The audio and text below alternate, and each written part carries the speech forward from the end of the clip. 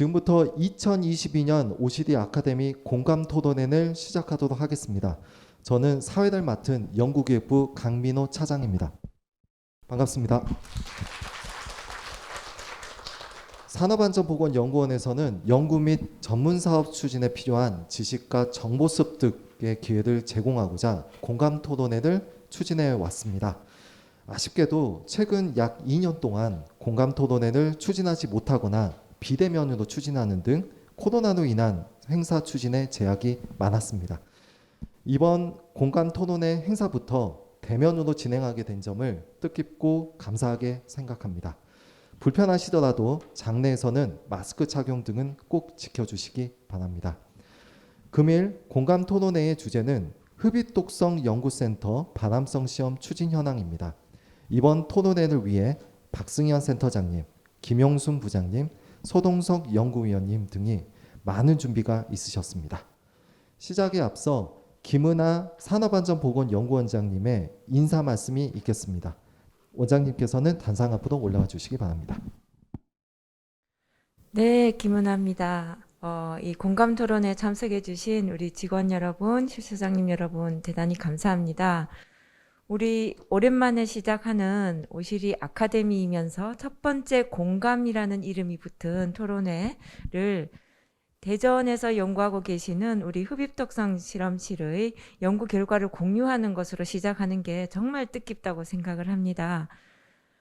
우리 연구원이 울산에 주로 있긴 하지만 대전에도 굉장히 중요한 시설이 있고 국내에서도 유래를 찾기 어려울 만큼 매우 특별한 연구가 진행되고 있는데도 불구하고 사실 우리 연구원의 업무들은 너무나 특별하고 특이해서 이제 다른 실에 있는 사람들이 다른 자기 부서가 아니면 무슨 일이 일어나는지 잘 알지 못하고 들어도 이해가 잘 안 갑니다. 하지만 대전 흡입독성 연구실이 만들어진 배경에는 직업성 암이나 아니면 발암물질이나 아니면 화학물질 독성이나 이런 다른 연구실에서도 관심을 가질 수 있는 여러 가지 직업병 사건과 사고들이 시발점이 됐던 것이고 거기에서 진행되는 여러 가지 연구들이 앞으로 우리의 다른 부서에서 진행하는 연구의 배경과 토론에 많이 활용될 수 있는 그런 연구들이 진행되고 있습니다. 뿐만 아니라 우리 연구원이 공기관이기 때문에 사실은 단기간 연구밖에 못한다는 그런 자격지심을 좀 갖고 있었지만 대전 흡입독성 연구실에서 진행하는 연구들은 상당수가 단연간 진행하는 중장기 연구들이 있습니다.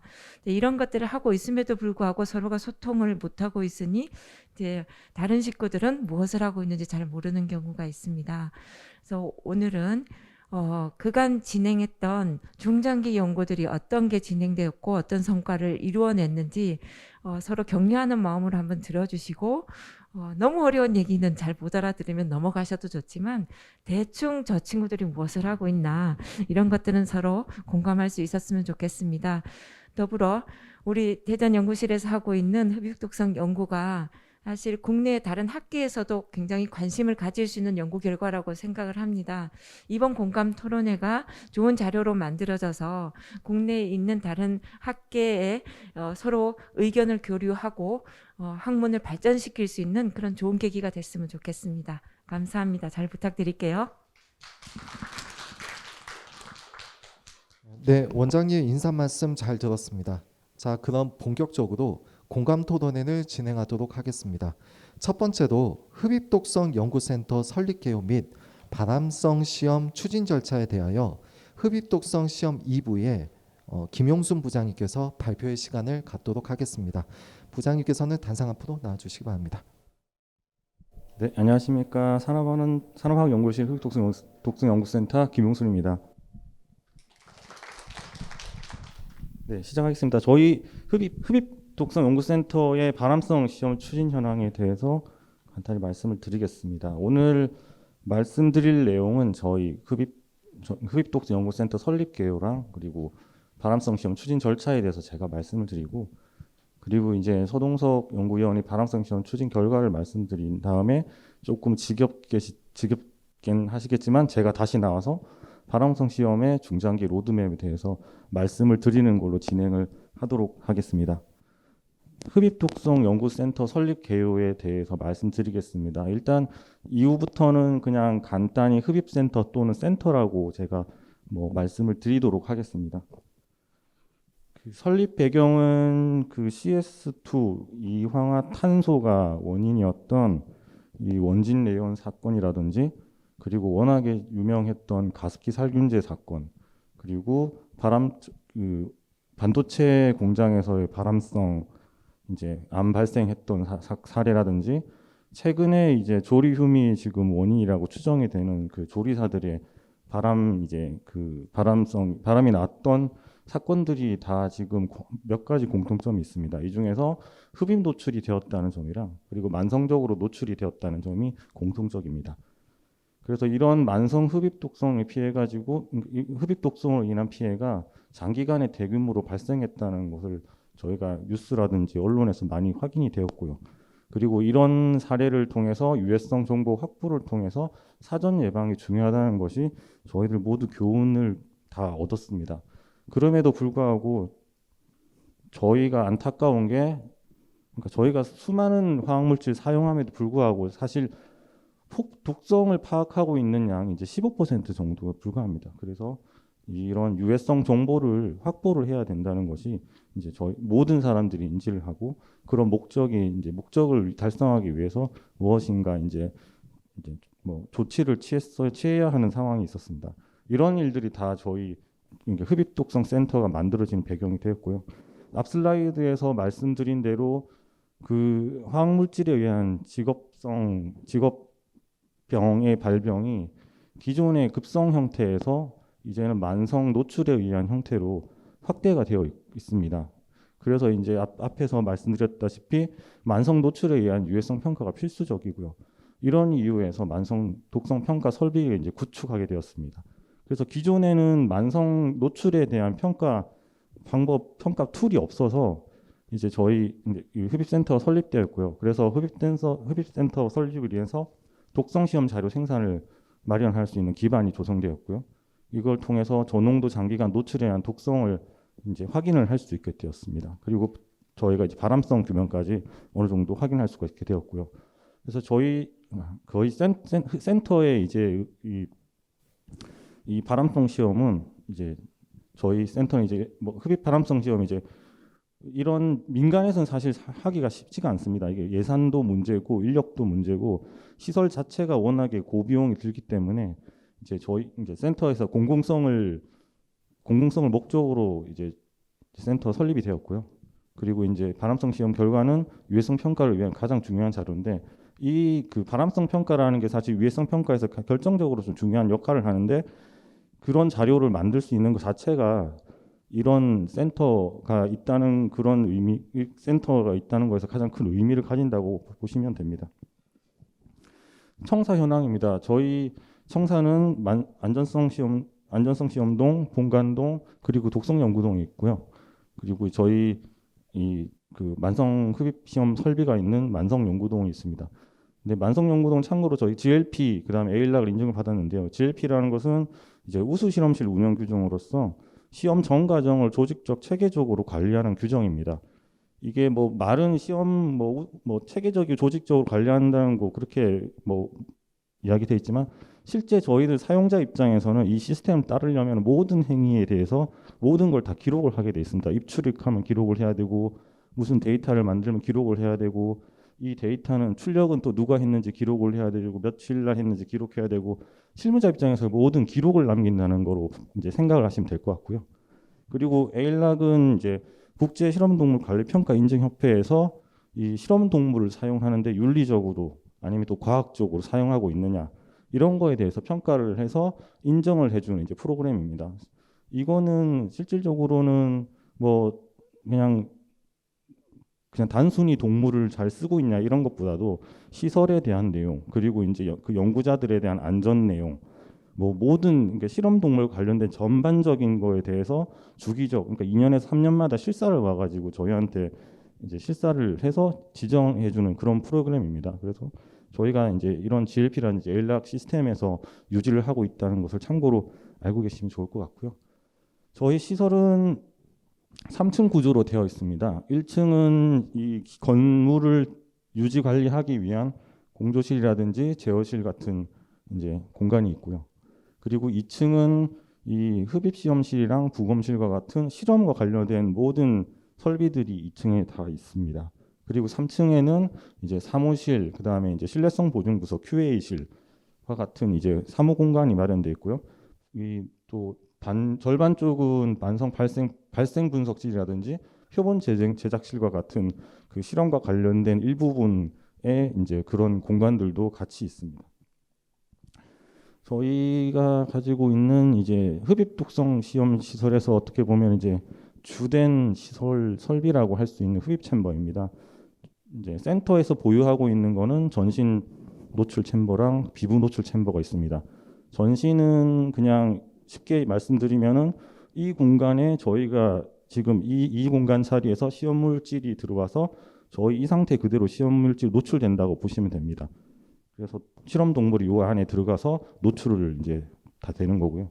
비부 노출 같은 경우는 조그만 튜브에 실험 동물을 넣고 코 쪽만 이제 시험 물질이 노출이 되는데 이제 그쪽 코 부위만 그러니까 노출이 되기 때문에 비부 노출이라고 지금 이야기를 하고 있습니다. 그래서 이런 그 챔버 상에 약간의 차이점이 있고요.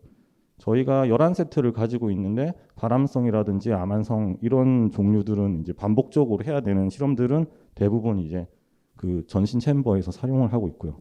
이 급성 같은 경우는 한 번 이제 4시간 정도만 노출하고 이제 노출을 종료하는 실험 같은 경우는 이제 비부 노출을 이제 사용하고 있습니다. 요거는 저희가 한 세트고 이런 전신 챔버 10세트에서 총 11세트를 지금 보유하고 있습니다. 저희가 가지고 있는 그 흡입 노출 시스템입니다. 시험 물질 이제 발생 장비로는 이제 뭐 이런 미스트 발생 장치, 그다음 더스트 발생 장치, 그리고 증기 발생 장치가 있고요. 이런 그 발생 물질 성상에 따라 가지고 다시 이제 증기 같은 경우는 GC 아니면은 지금 에어로졸 같은 경우는 이런 그 퍼스널 에어 샘플러라든지 캐스케이드 임팩트 같은 걸로 이제 측정을 하고요. 근데 이제 광학 장비가 SMPS라든지 OPC 같은 거는 저희가 보조적으로 이제 서포트를 해주는 그런 분석을 하고 있습니다.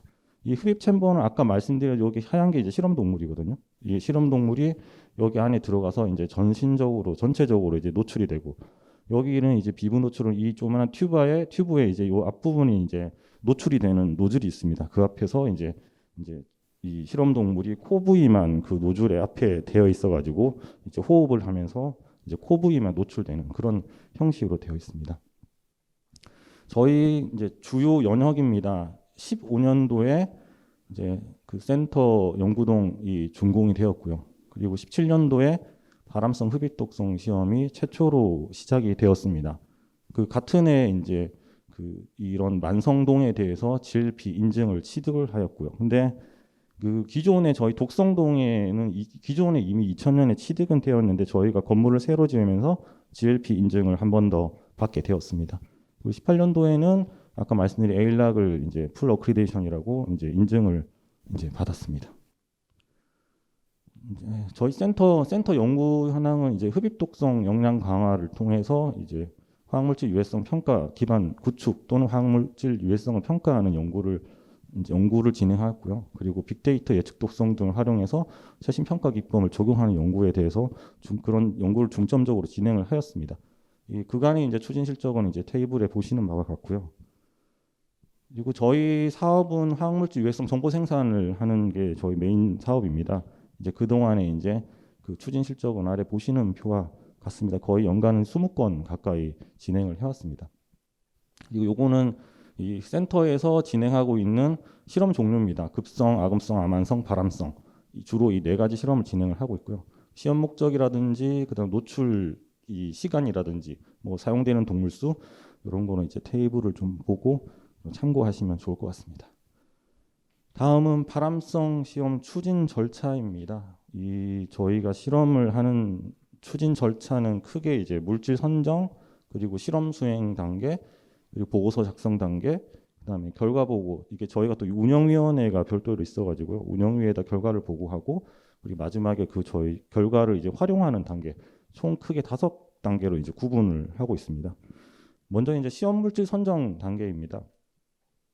시험 물질 선정은 화학 물질의 유해성 시험 평가 업무 처리 지침이라는 연구원 지침이 있고요. 여기 지침에 따라 가지고 시험 물질 선정을 하고 있습니다. 선정 기준은 1번부터 8번까지 8가지가 지금 있고요. 이제 내용은 생산 유통량이 많은 화학 물질, 건강 유해성이 있느냐 없느냐, 그리고 이제 법상 규제 물질, 그리고 이제 사람과 환경이 장기간 축적이 되고 중대한 유해성을 야기하느냐, 노출 근로자 많냐, 그리고 국제 협약 등에서 이제 시험에 필요하냐, 그리고 사회적 요구도가 높으냐, 그리고 아무리 이런 조건들이 좋다 해도 막상 실험을 할 수 없으면 안 되기 때문에 이런 시험이 수행이 가능한 물질이냐, 그리고 이때까지 평가가 안 된 기존 자료가 없는 물질이냐, 이런 8가지를 이제 기준으로 저희가 시험 물질을 선정하고 있습니다.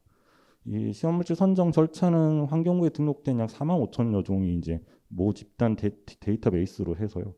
그래서 1톤 미만으로 사용량이 작은 거는 이제 제외하고 17,000종이 이제 남습니다. 17,000종에서 이게 화학물질에 대한 그 정보가 이제 매칭이 잘 돼야 되고 정확한 정보를 저희가 얻어야지 그런 다음에 이제 시험물질 선정할 수 있기 때문에 카스 넘버가 이제 카스 넘버로 활용할 수 있는 물질에 대해서만 다시 수집을 했습니다. 그래서 이제 모 데이터가 기준 데이터베이스가 16,000여 종이 되고요. 이 16,000여 종에 대해서 이제 정보를 수집을 하고 다시 또 저희가 발암성이 기존에 있었냐 없었냐를 또 확인을 합니다. 그래서 발암성이 있다는 물질들은 또 제외를 시키고 그 다음에 다시 또 이제 물질 특성이 이제 피부 부식성이라든지 이거 윤리적으로 좀 저희가 실험을 할 수 없고요. 그리고 폭발성, 인화성, 산화성, 뭐 자연 발화성 이런 건 저희 안전 문제 때문에 실험을 할 수 없으니까 이런 시험이 이제 불가능한 물질을 제외하면은 약 14,000여 종이 이제 저희가 이제 데이터베이스가 됐고요. 그 14,000여 종을 이제 이 대상 물질 우선순위 검토를 해서 이 6가지 우선순위 검토를 이제 바탕으로 전문가 검토를 해서 저희가 이제 물질 선정하게 됩니다. 여기 원문자로 1, 2, 3, 4 뭐 이렇게 있는 거는 앞 슬라이드에 있던 저희 선정 기준 거기 해당되는 이제 번호라고 보시면 됩니다. 그래서 좀 전에 앞 슬라이드 보신 그 기준 DB에서 저희가 화학물질 정보 수집을 하는 각각 이제 사이트라든지 이제 그 소스인데요. 요거는 이제 슬라이드 한번 보시고 참조를 하시면 될 것 같습니다. 그래서 여기까지 진행을 하고 그리고 여기 추가적으로 저희가 이제 그 독성 예측 프로그램을 활용해 가지고 발암성이 더 가능성이 높은 애들 또 추가적으로 이제 검색을 하고 있습니다. 그래서 이제 발암 스크리닝하고 예측 프로그램을 활용해 가지고 발암 가능성 높은 물질을 이제 추가로 검토를 하고 있고요. 근데 이제 저희가 좀 이런 작업을 하면서도 이제 조금 이제 좀 고민스러운 게 사실 유전 독성 시험이 기존에는 발암성에 대해서 좀 중요한 팩터였는데 최근에는 유전 독성 실험을 했음에도 불구하고 그 음성이 나왔는데 발암성 사례가 이제 생기는 그런 사례가 좀 있어가지고요. 지금 앞으로는 이 비유전 독성 발암성을 예측할 수 있는 이런 또 툴이라든지 접근 방법을 저희가 좀 이제 생각을 해봐야 하는 지금 그런 것도 지금 고민 중에 있습니다. 그래서 여태까지 이제 뭐 모든 물질 선정이라든지 이걸 검토를 하고 저희가 이제 정리를 해서 이런 식으로 물질 이제 후보 물질 리스트를 이제 정하게 돼 있고요. 이거를 다시 또 운영위원회에다가 상정을 해서 후보 물질이 이제 정확하게 이제 승인이 떨어지면 저희가 다음 해나 그렇게 이제 실험을 진행하게 됩니다. 여기 왼쪽에 보시는 이 물질들은 사실 잘 안 보이실 텐데요. 이게 올해 그러니까 전년도에 이제 승인이 떨어지고 올해 실험을 진행할 예정인 시험 물질들입니다. 그리고 이제 두 번째 단계입니다. 시험 물질이 일단이 선정이 되면 이제 실험을 수행하게 되는데요. 실험 수행은 저희가 뭐 실험이라는 게 사실 뭐 디자인을 짜는 게 아무렇게나 짤 수는 없고요. 그래서 이제 국제적으로 공인된 시험 방법 그리고 과학적이고 객관적인 시험 방법을 쓸 수밖에 없기 때문에 저희가 이제 주로 쓰는 게 OECD 가이드라인이랑 환경부 환경과학원 고시 이 화학물질의 시험 방법에 관한 규정을 사용하고 있습니다. 그러니까 OECD 가이드라인 TG 412번 이제 4주 반복, 28일 반복, TG 413 90일 반복, 그리고 451번 발암성 시험, 그리고 환경과학원 고시에 나오는 이제 10항 28일 반복, 11항 90일 반복, 21항 발암성 시험. 이 OECD 가이드라인이라든지 환경부 이 고시는 사실 거의 내용이 동일하다고 보시면 됩니다. 그래서 저희는 이런 가이드라인을 통해 가지고 이제 실험을 디자인을 다 짜고 있고요. 근데 이 28일하고 90일 반복은 각각의 시험으로도 진행이 됩니다. 근데 저희가 이제 발암성을 시험을 위해서는 저희 시험 시설에 맞는 그 결과를 확인을 하고 농도를 설정해야 되기 때문에 이 실험을 위해서는 결국에는 90일 반복을 해야 되고요. 90일 또 농도를 설정하기 위해서 28일 반복을 하게 됩니다. 그래서 발암성을 하기 위해서는 28일, 90일 동일 물질로 28일, 90일 발암성까지 이렇게 진행을 하고 있습니다. 저희 실험의 진행 순서는 일단은 5가지 예비 시험, 그러니까 발생 분석을 확립하는 예비 시험이랑 그리고 시험 계획서를 작성하는 계획 수립 단계, 그리고 이제 동물이 살아있는 그 단계 이제 흡입 노출 단계, 그리고 부검 이후에 이제 4, 5단계인 병리 검사 단계, 그리고 이제 보고서를 작성하는 보고서 작성 단계가 있습니다. 예비 시험 단계에서는 시험 물질 형태에 따라 가지고 증기로 갈 거냐, 에어로졸 갈 거냐, 요걸 정하게 되고요. 거기에 맞춰서 다시 분석법을 정하고, 그리고 이제 설정을 목표 농도를 설정하게 됩니다. 근데 사실 이제 예비 실험에서 이게 물질이 노출이 안 돼가지고 드랍이 되는 경우도 상당수가 많거든요. 그러니까 저희가 노력한 거에 비해서 이 다음 단계로 넘어가지 못하는 시험 물질도 꽤 있는 상황이라 가지고 아까 시험 물질 선정 쪽에서 말씀드렸듯이 아무리 물질이 좋아도 저희가 노출이 안 되거나 조건을 못 잡으면 실험을 못 들어가는 이유가 이게 다 저희가 예비 실험 중에서 이제 드랍을 한다든지 그런 경우가 좀 있는 경우가 좀 많습니다. 어쨌든 예비 시험에서 이거는 통과가 되면 이제 저희가 시험 가이드라인이나 GLP 기준에 따라 가지고 계획서를 작성을 하고 되고요. 이 또 동물을 사용하는 실험이다 보니까 또 동물실험윤리위원회라는 거에 대해서 또 동물실험에 대한 승인을 받게 돼 있습니다. 그래서 이런 모든 절차가 떨어져야지 이제 동물실험에 들어가는 거고요. 동물실험에 들어가게 되면 실험동물을 이제 도입하고 검역이라든지 순화관계를 거치고 물질 분석을 하고 그다음 증상이라든지 체중 측정이라는 이런 증상 관찰들을 하게 돼 있고요. 이제 노출이 끝나면 이제 병리 검사 단계에서는 이제 부검이라든지 검체 제작이라든지 슬라이드 검경이라든지 이런 식으로 모든 실험을 진행하게 됩니다. 이런 실험이 끝나게 나면 이제 뭐 이런 여기서 얻어진 자료들로 통해 가지고 이제 뭐 결과 해석을 하고요. 그리고 보고서를 작성하고 이제 최종 보고 그러니까 신뢰성 보증 점검을 하는 그런 단계를 하고 있습니다.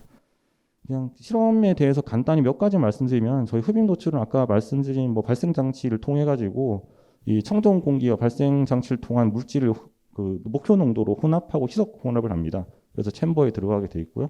챔버에 이제 동물이 들어가고 챔버에서 노출이 됨과 동시에 저희가 이제 분석 장비를 통해 가지고 이제 분석을 하면서 이제 실험을 진행하고 있고요. 근데 이 측정 같은 경우는 군당 하루에 3회 이상을 측정해 가지고 평균값을 정해야 되고요. 그리고 이 평균값은 이 전체 평균값의 10% 이내, 증기 같은 경우는 10% 이내 들어가야 되고 이 에어로졸 같은 경우 또 20% 이내에 들어가는 또 조건들이 있습니다. 다음은 이제 조직 병리 검사고요. 이거는 이제 시험 노출이 끝나고 난 다음에 이제 부검을 이제 안락사를 시키고 부검을 하고 육안으로 이제 이런 이상 소견을 확인하고요. 그리고 이제 장기 중량 이런 장기들을 이제 중량을 재고 그리고 오른쪽에 보시는 이제 병리 슬라이드를 만들어 가지고 검경을 하게 되는데요. 수컷 같은 경우는 53개 장기, 그리고 암컷 같은 경우는 51개 장기, 아래 보시는 이런 장기들을 이제 다 슬라이드를 만들어 가지고 검경을 하게 됩니다. 그만큼 좀 어떻게 보면 거의 모든 장기를 다 조직 검사를 한다고 보시면 됩니다. 그리고 그다음에 임상병리 검사는 부검 중에 이제 혈액을 채취해 가지고요. 이제 12개 항목의 혈액학 검사, 그다음에 17개 항목의 생화학 검사, 그리고 기관지 폐부 세척액 검사 이런 항목들을 이제 검사하게 되는데 요 항목은 그냥 저희가 건강검진할 때 혈액 검사, 피 검사하는 거라고 똑같다고 생각을 하시면 됩니다. 이제 다음은 이제 저희가 이제 결과를 이제 통계 처리하든지 이런 그 보고서 작성 단계입니다. 통계 처리는 저희가 이론 배치 분산 분석, 그러니까 체중이라든지 이런 연속 자료 같은 거는 이론 배치 분석을 하고요. 그리고 이제 뭐 시간에 따른 생존 분석은 벼랑 같은 경우는 생존 분석이 중요하기 때문에 이런 건 카플러 마이어 분석을 하고 비종량성 병변의 통계는 PCR 이그젝 테스트 그리고 종양 발생률 분석은 피토라든지 폴리-K 저희는 폴리3 테스트를 쓰고 있고요. 저희가 이거는 이런 배치 같은 경우는 저희가 그 실험할 때 독성 프로그램이 전산 프로그램이 따로 있습니다. 여기 체중을 측정하면 자동으로 이제 데이터가 입력이 되고 서버에 저장이 되고 그런 모든 실험을 데이터까지 관리해 준 프로그램이 있는데 그 거기 이제 통계 트리가 있어가지고 통계 트리만 입력을 하면 이런 배치 분산 분석이 한 데이터는 좀 바로바로 얻을 수 있고요. 근데 나머지 실험 같은 경우는 그냥 저희가 이 프리스티마라는 프로그램이 없어가지고 SPSS라는 이제 그 통계 프로그램을 별도로 이제 구매해서 지금 사용하고 있습니다. 이제 흡입 독성 시험 결과를 이제 다 정리가 되면 이 분석이라는 특정 항목이라든지 그리고 이제 사육 환경이라든지 챔버 내 환경, 온도, 습도 이런 거 다 정리를 하게 됩니다. 정리를 해서 통계 결과를 확인하고 생물학적 요의성이 있는지 아니면 각 항목과 연관성이 있는지를 평가를 하게 되고요. 이 평가가 끝나게 되면 시험 책임자는 최종 보고서를 작성하고 QA에 이제 보고서를 제출을 합니다. 그럼 QA는 시험 계획서 대비해서 실행을 제대로 했는지, 일탈 변경했는지, 기초 자료 반영을 했냐, 보고서 작성 지침을 준수를 했는지, 시험 결과의 평가, 고찰 및 결론 신뢰성이 있는지 없는지에 대해서 점검을 해서 그 점검 결과를 시험 책임자한테 보내줍니다. 그럼 시험 책임자가 그걸 반영을 하고 다시 또 이제 수정 보완해서 QA한테 넘겨주면 다시 또 이제 점검을 하게 되는 이런 반복 과정을 거쳐서 최종 보고서가 완성이 됩니다. 근데 사실 실제로 이 과정이 되게 쉬워 보이긴 하는데 사실상 꽤 오래 걸립니다. 워낙에 그 문서 하나를 다시 만들어야 되고 서류 하나, 사인 하나 이것까지 좀 깐깐하게 보기 때문에요. 그거 GLP 규정이라는 것 때문에 사실 요 과정도 꽤 오래 걸리는 과정입니다. 다음은 이제 결과 보고 단계입니다. 저희가 그 화학물질 그러니까 그 운영위원회를 통해서 결과 보고를 하는데 운영의 명칭은 이제 화학물질 유해성 시험 평가 운영위원회고요. 구성은 다양한 의견을 좀 듣고자 해서 연구원, 공단본부 그리고 관련 정부부처 이제 공무원, 학계, 노동계, 경영계 전문가에서 이런 전반적으로 이제 구성을 짜고 있고요. 지금 현재 구성 인원은 23명으로 지금 위원분들이 계십니다. 역할은 대상물질 선정이라든지 평가 항목 검토 그리고 이제 시험 결과를 검토해 주시고 그 외에 이제 저희 이제 사업이라든지 그런 내용들에 대해서 좀 자문이라든지 의견들을 주시는 역할을 하고 계십니다. 그리고 저희가 마지막으로 이제 논문이라든지 학회 발표했던 그런 이제 결과 내용들입니다. 이제 저희가 이제 흡입 독성 관련해 가지고 논문 34편을 그간 이제 이 만성센터 설립하고 이후에 이제 흡입 독성 발생 분석 관련으로 33편을 했는데 그 중에 한 82% 정도가 SCI급으로 지금 출판이 되었고요. 그리고 MSDS 최신화 정보 제공을 하고 반영 건수가 54건입니다. 사실 제공은 조금 더 했는데 데이터가 조금 부족하다든지 이런 것 때문에 이제 반영 건수는 54건이 되었고요. 그리고 저희가 전년도에 연구원 홈페이지에 저희가 실험을 했던 거 이런 거를 다 뭐 이런 요약 자료로 만들어서 총 137건을 전년도에 그 연구원 홈페이지에 게시를 하였고 검색 횟수도 꽤 좋은 걸로 알고 있습니다. 그리고 그동안에 특허도 6건, 실험 관련된 이제 특허 6건을 지금 좀 획득을 했고요. 그러면 저는 이제 이상으로 바람성 시험 추진 절차에 대해서 말씀드리도록 하겠습니다. 감사합니다.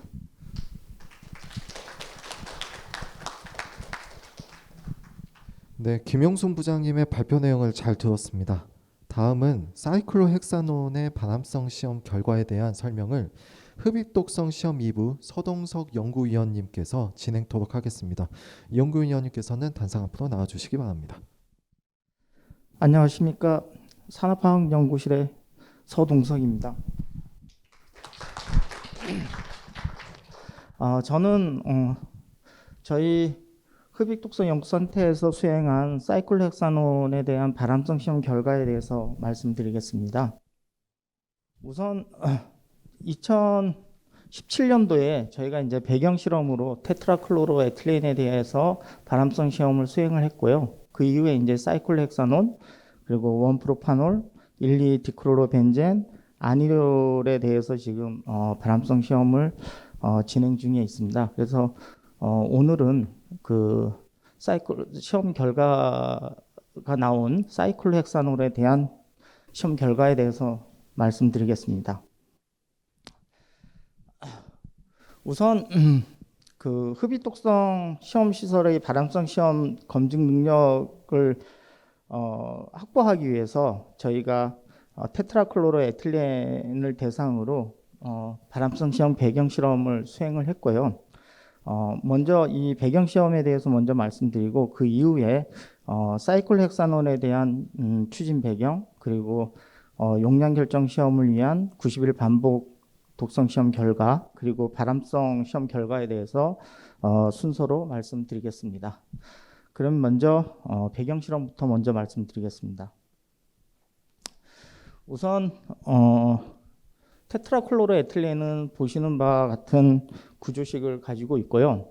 우선은 이 시험의 배경 실험의 목적은 발암성 시험의 배경 자료 축적 및 기술 축적을 위해서 수행을 했습니다.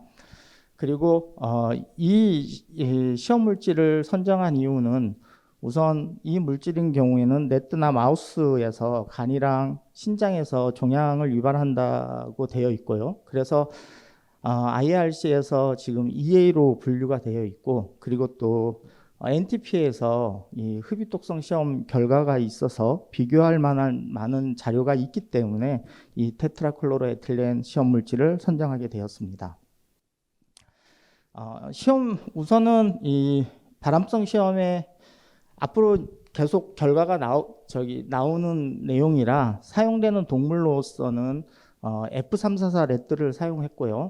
그리고 마우스는 하이브리드 종으로서 B6, C3, F1 마우스를 사용을 했습니다.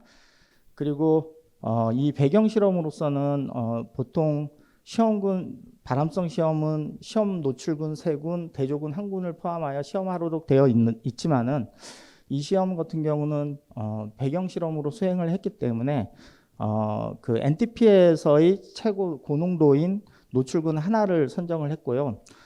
시험군은 시험 가이드라인에 따라 분당 50마리씩 암수각 선정하였습니다. 그래서 레트는 노출군으로 400ppm, 마우스는 200ppm으로 시험을 수행하였습니다. 생존율 분석 결과 보시는 바와 같고요. 실질적으로 그 NTP와 우리 코샤 데이터와 그 유사한 결과를 보였습니다. 그리고 종양 발생 결과를 말씀드리면은 우선은 레트에 대한 종양 발생 결과인데요. F344에서 우선 여기서 나와 있는 모노누클리아 셀 유케미아 단핵세포구 백혈병인데요. 보통 이 F344 종에서는 한 30%에서 40% 정도 어느 정도 배경적으로 유발되는 종양입니다. 근데 지금 테트라클로로에틸렌에 노출되면은 이 모노누클리아 셀 유케미아가 증가한다고 되어 있습니다. 증가한 결과가 보시는 바와 같고요. 저희 코샤 데이터도 발생률에 대해서는 차이가 있지만은 증가하는 경향을 보였습니다. 이러한 작용 기전에 대해서는 지금까지 문헌에는 특별히 정확한 가설은 없습니다. 그러나 이제 마우스 용혈 시험과 골수독성 연구에서 생물학적 가능성을 이제 지원하고 있습니다. 다음은 마우스에 대한 결과를 말씀드리기에 앞서서 테트라클로로에틸렌의 대사 체계를 먼저 잠깐 말씀드리겠습니다. 우선 테트라클로로에틸렌은 2개의 패스웨이가 있는데요. 하나는 옥시데이션 패스웨이고 또 하나는 GSH 컨주게이션 패스웨이 2가지가 있는데 이런 두 개의 대사 체계를 거치면서 많은 중간 대사체들이 보시는 바와 같이 생성이 되고 이러한 것들은 많은 유해 물질들입니다. 그렇지만은 특히 TCA나 DCA 물질이 간암 유발 물질로 알려져 있습니다. 그러면 우선 마우스에 대한 시험 결과를 말씀드리겠습니다. 마우스인 경우에는 사용한 이 마우스도 배경 병변으로서 기본적으로 간에서의 어떤 튜머나 종양들이 이제 관찰이 되는데 이 테트라클로로에틸렌도 실질적으로 노출군에서 더 증가하게 NTP에서는 결과를 보였습니다. 이와 같이 코샤에서도 우리 결과에서도 그 발병률은 NTP 결과보다는 좀 낮지만은 증가하는 경향을 보였습니다. 여기에 대한 특별한 가설은 충분한 정보는 없지만은 아까 전에 말씀드린 TCA나 DCA가 이제 간암 물질로 되어 있고요. 그리고 그 외에 이제 비유전적 발암 물질 기절인 PPAR 알파 활성이라든지 돌연변이성, DNA 메틸레이션, 산화적 스트레스에 대한 이런 충분한 정보는 없습니다. 이러한 시험 결과로부터 저희 시험 결과는 결국은 NTP 시험 결과와 유사한 발현 양상을 보여서 저희 바람성 시험을 위한 시설 설비 및 시험 능력을 검증을 완료하였습니다. 다음은 이어서 사이클로헥사놀에 대한 발암성 시험 결과에 대해서 말씀드리겠습니다. 먼저 사이클로헥사놀에 대한 추진 배경인 시험 물질 선정에 대한 이유에 대해서부터 먼저 말씀드리겠습니다. 우선 사이클로헥사놀에 대한 물리학적 특성을 보시면은 성상은 무색의 액상이고 냄새는 퍼퍼민트 또는 아세톤 냄새가 나고요. 진기압은 5mmHg입니다. 그렇게 높다고는 할 수는 없지만은 그래도 흡입으로 노출이 가능한 물질로 지금 되어 있고요. 그리고 소수성 정도가 0.86으로 생물 노출성이 어느 정도 좀 예상이 됩니다. 그리고 또 동적 점도도 2.32 정도로 흡입 유해성이 어느 정도 예측이 되는 물질인 것으로 판단이 됩니다. 그리고 사이클로헥사논의 용도 및 사용 실태에 대해서 말씀드리겠습니다. 우선은 2014년도 저희 연구원 작업 환경 실태 조사에 따르면은 이 물질은 보통 반도체 및 LCD 제조의 포토 공정에서 관광제 용제나 페인트 용제, 기타 살충제, 세척제 등의 용매로 다양한 산업에서 쓰이는 걸로 조사되었고요.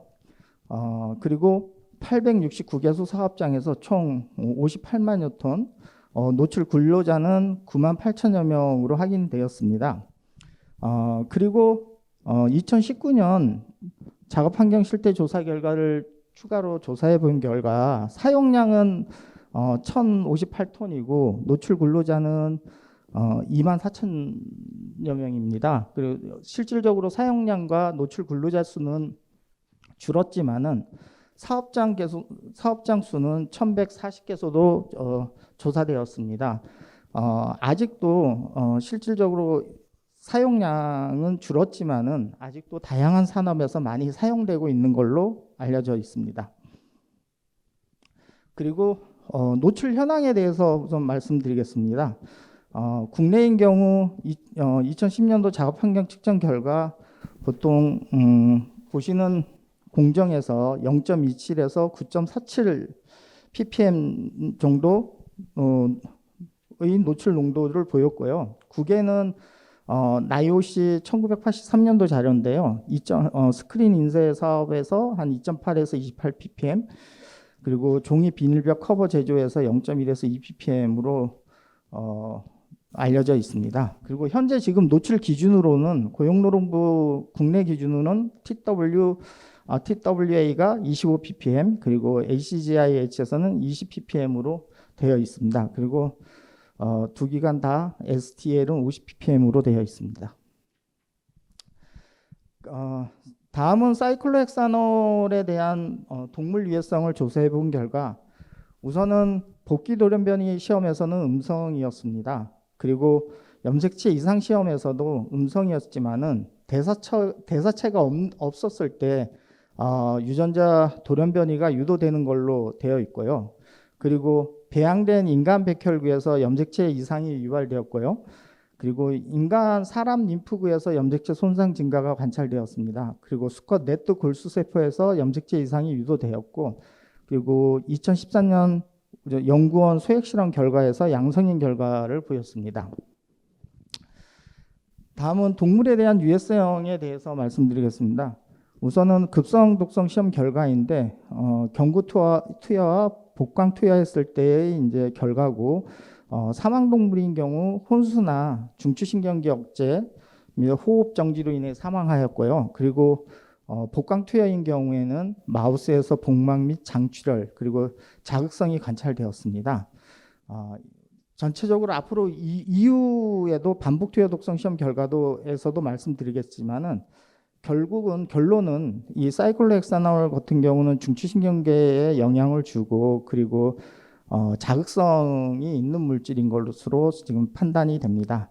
그리고 피부 알러지 반응 실험을 평가한 피부 감작성 시험에서는 음성으로 나왔고요. 그리고 눈에 있는 자극성 유무를 검토한 실험에서는 자극성이 있는 걸로 관찰되어 있습니다.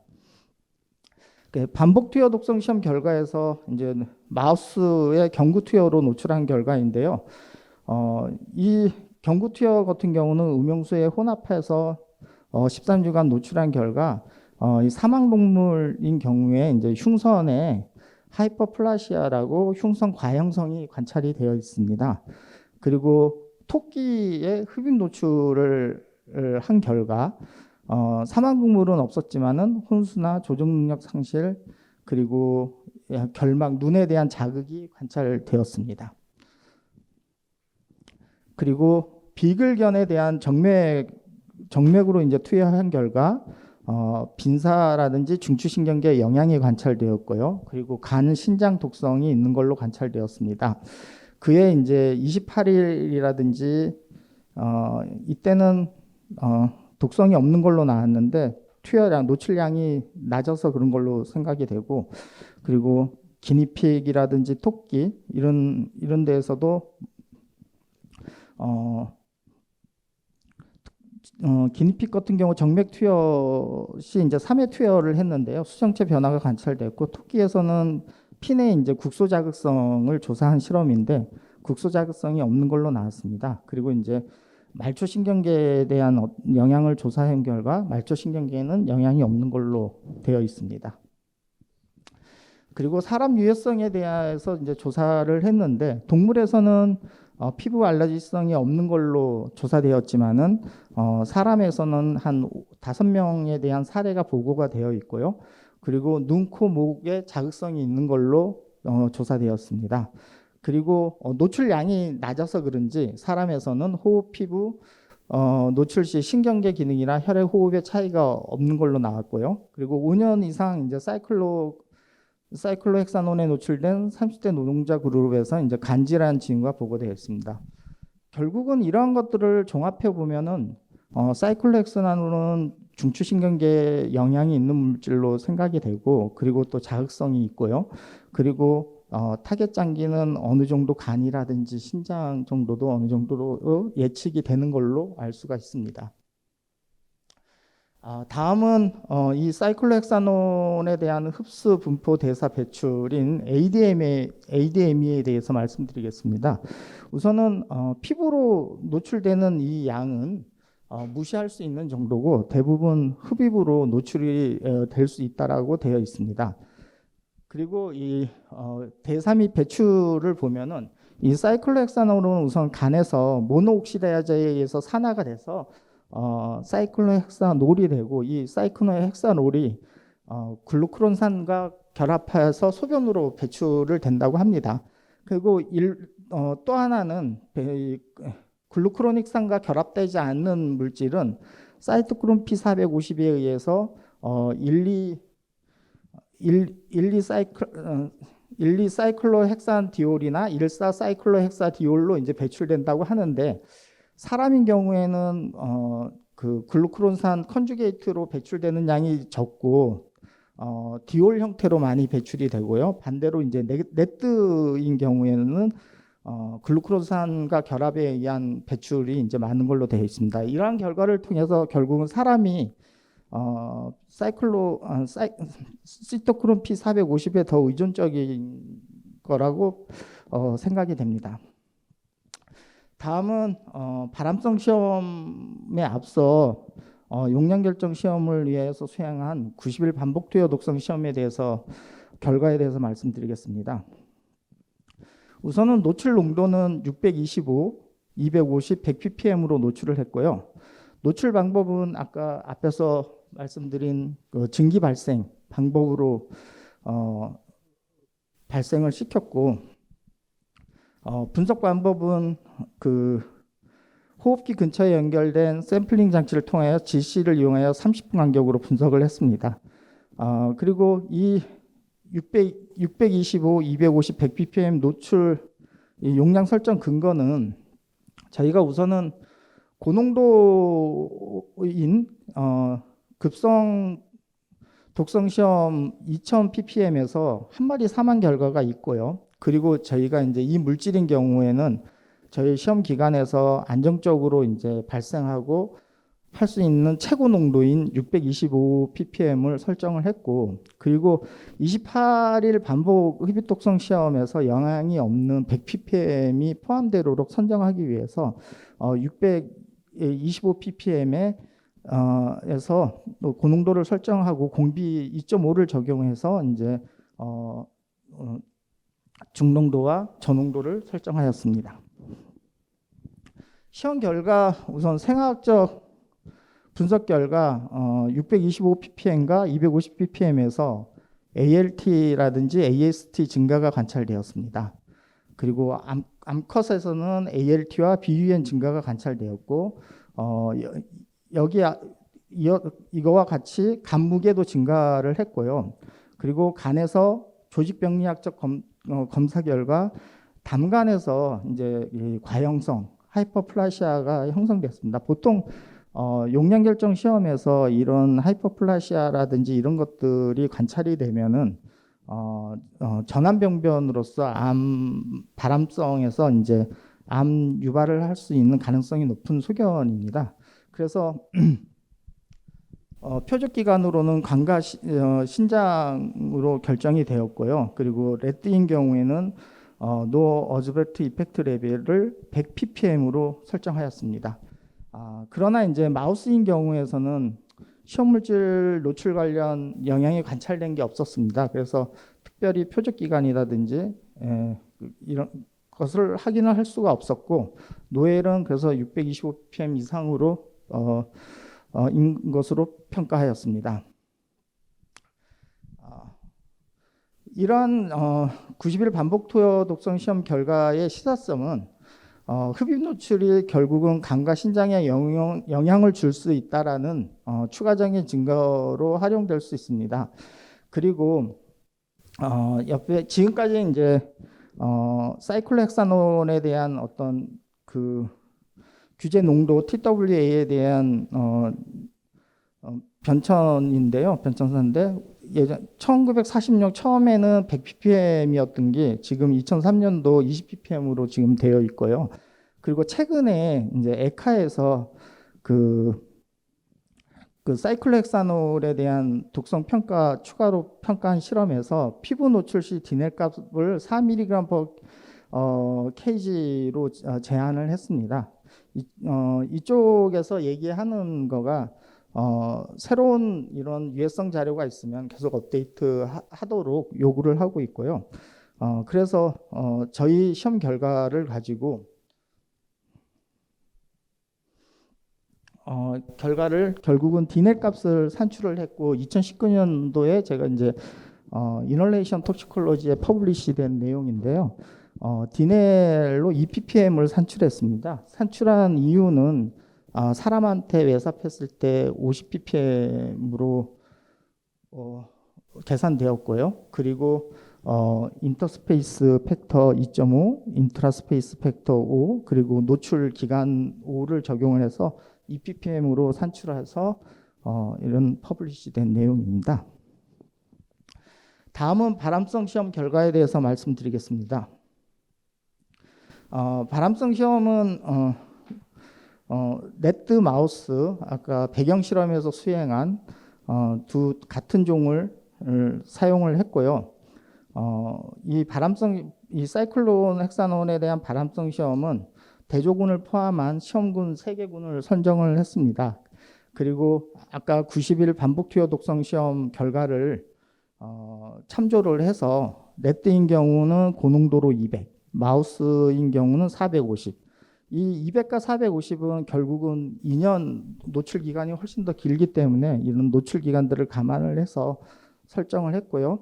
그리고 공비 3을 적용해서 보시는 바와 같이 설정을 했습니다. 그리고 사용 동물 수는 시험 군당 각 암수각 50마리씩 사용을 해서 레드 400마리, 마우스 400마리를 사용을 했습니다. 그리고 노출 기간은 레드인 경우는 24개월, 2년간 노출했고요. 마우스는 18개월 동안 노출했습니다. 그 외에 증기 노출 방법이라든지 분석 방법은 90일 반복 투여 독성 시험과 같게 수행을 했습니다.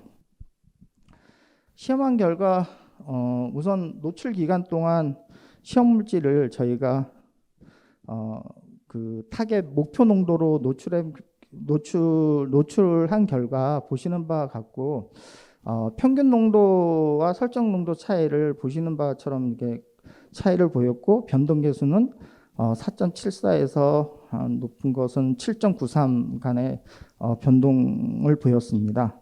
이러한 결과를 바탕으로 저희가 이제 목표로 하는 농도로 잘 노출됐다라고 생각을 합니다. 다음은 생존율 노출 종료 시까지 생존율을 계산한 결과인데요. 우선은 결론은 아까 생존율 분석은 통계학적 방법인 카플란-마이어 통계 분석을 한 결과 시험군 간 유의성 있는 차이는 보이지 않았습니다. 그래서 넷도와 마우스에서의 생존율 평균 수명은 보시는 바와 같습니다. 그리고 노출 기간 동안의 넷도와 마우스에서의 체중 변화에 대한 그래프인데요. 이 체중 변화에 있어서도 시험 물질 노출과 관련된 시험 공간 차이는 보이지 않았습니다. 다음은 사료 섭취량에 대한 변화에 대한 차이인데 사료 섭취량도 시험 공간 시험 물질에 의한 영향은 관찰되지 않았습니다. 다음은 노출 기간 동안 육안으로 체표면에 어떤 종괴가 있는지를 조사해 본 결과 레드인 경우에는 보시는 바와 같은 종괴가 관찰된 개체수가 있었고요. 마우스는 별로 거의 일례밖에 없었습니다. 그리고 결국은 저희가 이제 노출을 하고 종양 발생을 조직병리학적 검사를 통해서 종양을 조사해 본 결과 모든 장기에 대해서 다 조사를 했지만은 나머지는 뭐 산발적으로 뭐 관찰된 거고 그래도 지금 요 슬라이드 상에 이제 보여주는 거는 대표적으로 어느 정도 이제 나온 것들을 보여준 건데 결론은 이 시험 공간의 종양 발생률에 대한 통계 처리는 폴리3 통계 처리를 한 결과 시험 공간 대조 공간의 어떤 종양 발생률에 대한 어떤 차이는 우선은 없었습니다. 그리고 없었고 먼저 그러면 어떠한 종양이 발생되어 있는지 먼저 말씀드리겠습니다. 우선은 마우스에 대한 결과를 말씀드리겠습니다. 보시는 바처럼 이게 보시기가 어려울 수 있는데요. 우선 종양은 우리가 이제 그 끝에 보시면 아데노마라고 하는데 아데노마는 이제 선종이라고 합니다. 보통 마자가 붙으면 이제 종양이라고 하고 보통 그렇게 표기를 하고요. 뒤에는 종양이 발생된 이제 세포입니다. 헤파토셀룰라는 간세포고요.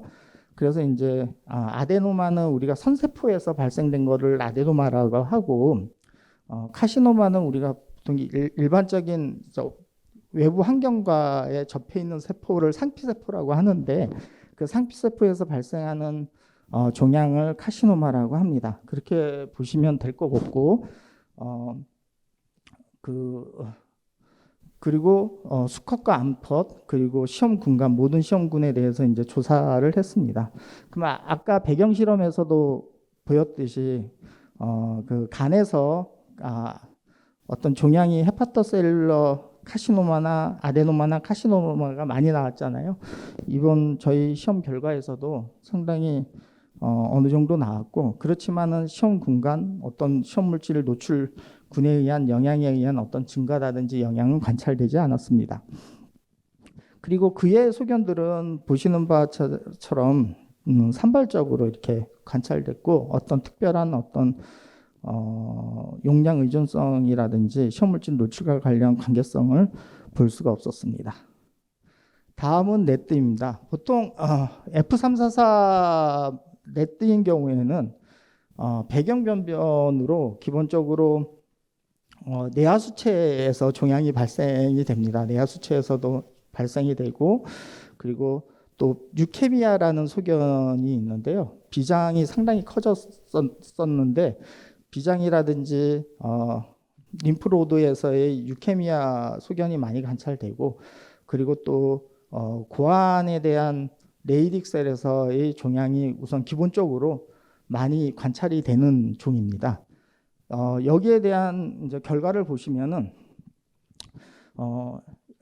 신장에서는 약간 뭐 피노크로모사이토마라고 크롬 친화적 종양, 크롬 친화적 종양이 보시는 바처럼 이제 관찰이 되었고, 그리고 갑상선에서 관련된 아데노마나 카시노마들이 보통 어떤 시험물질 노출과의 어떤 관계성을 볼 수가 없습니다. 그리고 내하수체에서 파르스 디스탈리스가 이제 전엽인데 내하수체 전엽부인데 전엽부위에서 상당히 아데노마가 관찰되는 걸로 나와 있습니다. 다음은 비장에서 이제 유케미아가 보시는 바처럼 관찰이 되었고요. 그리고 아까 말씀드린 고환의 네이릭셀에서의 아데노마도 많이 관찰이 되고, 그리고 그 유선 젖셈인 맘말리아 글랜드에서 어느 정도 이 F344종 특이적으로 이런 것들이 많이 관찰되는 어느 정도 종양이 발생되는 걸로 되어 있습니다. 저희 시험 결과는 그렇고요. 아까 이제 시작하기 전에 경구 바람성 시험 결과가 있는데요. 경구 바람성 시험 결과에 대해서 우선 먼저 좀 말씀드리겠습니다. 경구 바람성 시험 결과에서도 마우스인 경우에는 리버셀 아데노마 오알 카시노마라고 이제 문헌에 되어 있는데요. 결국은 헤파토셀룰러 셀 아데노마 카시노마라고 보시면 되고, 보시는 바처럼 상당히 여기서도 많이 관찰되는 걸로 나와 있고요. 그리고 암컷에서 유케미아가 림포마랑 리페미아가 어느 정도 증가되어 관찰되는 것을 나와 있습니다. 그리고 레트에서는 부신의 피질 선종이라고 아드레날 코티컬 아데노마가 이제 보시는 바처럼 관찰되었고, 용량 의존성은 없습니다. 이렇게 저농도에서 낮은 농도에서 이제 더 많이 관찰돼서 다 문헌에서는 시험 물질 노출과 관계가 없다라고 이제 평가가 됐고요. 그리고 갑상선에서 사이로이드 폴리큘러셀 아데노마 카시노마가 이제 고농도에서 육례가 관찰되었습니다. 그렇지만은 결국은 이 시험 결과에서는 용량 의존적인 체중 감소가 이제 투여건에서 관찰되었으나 이 종양 자체가 갑상선에서 관찰된 이 종양 자체는 이제 사람과 관련이 없는 종양으로 평가되었습니다. 그래서 경구 시험 결과랑 지금 이렇게 왔는데 잘 정리가 잘 안 되실 것 같아가지고 경구 결과랑 저희 흡입 결과를 정리를 해서 다시 한번 말씀드리면은 그 사이로이드 폴리큘러셀 아데노마 카시노마인 경우에는 경구에서는 이제 관찰되지 않았으나 이제 흡입 저희 실험에서는 일부 개체에서 이제 선발적으로 관찰되었고요. 그리고 이제 헤파토셀 아데노마 카시노마에서는 보시는 바처럼 유사하게 이제 나왔습니다. 그리고 림포마나 유케미아인 경우, 마우스인 경우에는 이제 저희는 많이 관찰되지 않았으나 이쪽 경구에서는 좀 더 많이 관찰되었고요. 그리고 아드레날 코티컬 아데노마에서는 경구에서는 관찰되지 않았으나 우리 흡입에서 일부 개체에서 이제 산발적으로 관찰되었습니다. 다음은 네트 시험 종에 대한 결과를 비교한 건데요. 그 사이로이드 폴리큘러셀 아데노마 카시노마 같은 경우 이제 경구에서 고농도에서 육례가 관찰되었으나 우리 흡입에서는 어떤 그냥 산발적으로 관찰되었고요. 그리고 리버에서도 그렇고요. 경구에서는 관찰되지 않았으나 그러나 이제 림포마라든지 유케미아인 경우에는 저희 흡입에서는 상당히 많이 관찰되었으나 이쪽 경구에서는 관찰되지 않았습니다. 그리고 아드레날 코티컬 아데노마인 경우에는 경구에서는 어느 정도 몇 년 관찰된 게 있으나 흡입에서는 산발적으로 관찰되었습니다. 결국은 그 경구 시험 결과와 그 발생률, 발생 빈도수에서는 차이가 있을 수 있으나 결국은 시험 물질 노출과 관련된 어떤 종양 발생은 관찰되지 않았다는 거고요.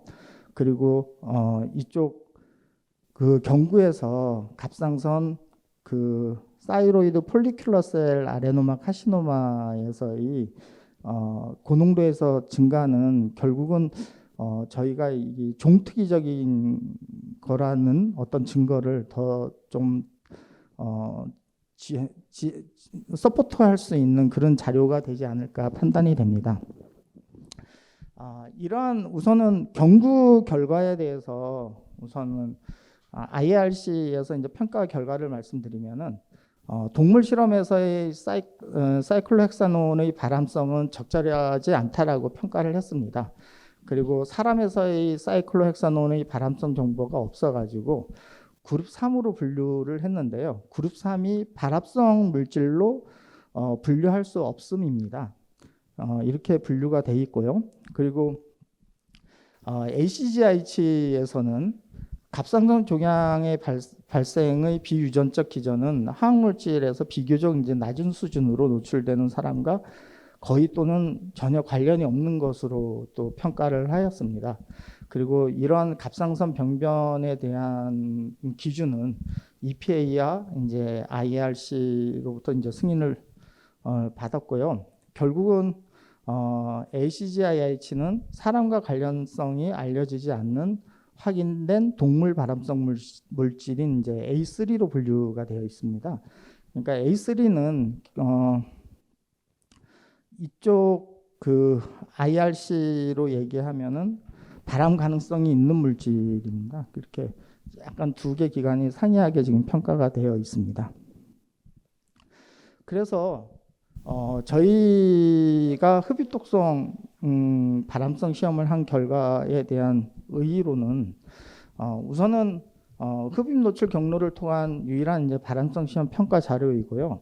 그리고 동물에서 암을 유발하지 않는다는 추가적인 이제 발암성 증거 자료로 저희가 이제 제시될 수 있을 거로 생각이 되고, 그리고 흡입 노출을 통해서 시험을 한 거기 때문에 결국은 호흡기 계통에 대한 발암성이 평가가 된 결과거든요. 그래서 호흡기 계통에 이제 발암성이 없다라는 증거 자료로 제시가 될 수 있다라고 생각됩니다. 그리고 IRC 발암성 구분 3 분류에 대한 이제 추가적인 증거 자료로 제시가 될 수 있고, 그리고 ACGIH 발암성 분류 재평가에 대한 추가적 증거 자료로 제시될 수 있을 걸로 생각됩니다. 지금 현재 A3로 평가가 되어 있는데 A4나 A5로의 가능성이 있지 않나 생각합니다. 예, 이상입니다.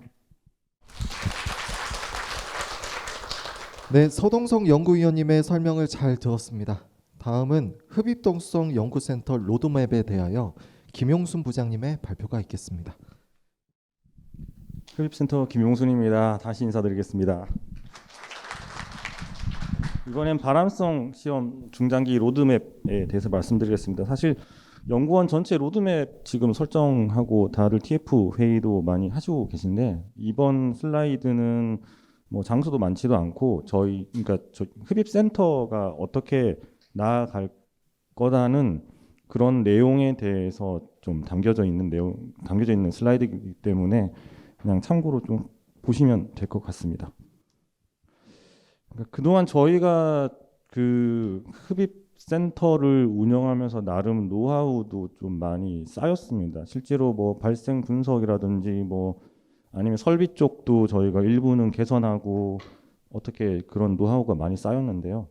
근데 그런 노하우 축적하는 과정 중에서 이제 좀 문제가 됐었다는 게 이제 실험동물, 그러니까 발암성 시험에서 실험동물의 생존율을 어떻게든 조금이라도 더 끌어올리는 게 좀 큰 관건이었습니다. 그래서 그 실험동물의 사육 환경을 이제 개선을 좀 어떻게든 하자, 수명을 조금이라도 늘려보자, 그렇게 해서 뭐 다른 여러 가지 개선 사항이라든지 노하우도 있지만 이런 실험동물 쪽 관련 요거에 대해서 좀 말씀을 드리겠습니다.